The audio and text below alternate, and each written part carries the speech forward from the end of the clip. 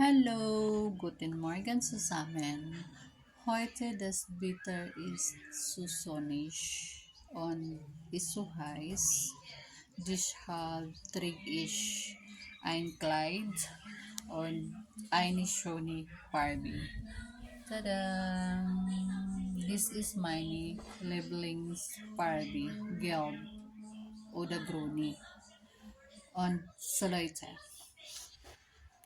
heute meine Sprechen in Deutsch ist so langsam für euch. Ja. Aber ich habe einfach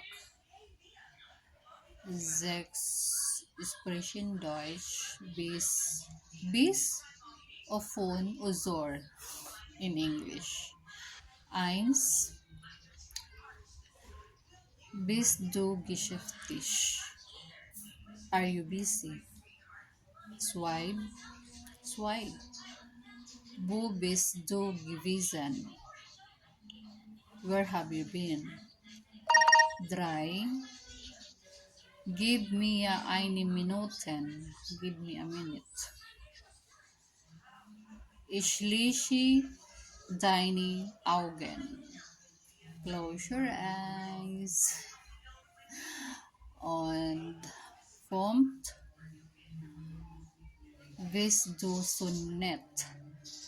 You're so kind. 6. Das ist gute Idee. That's the good idea. That's the Deutsch learning. This English. So English.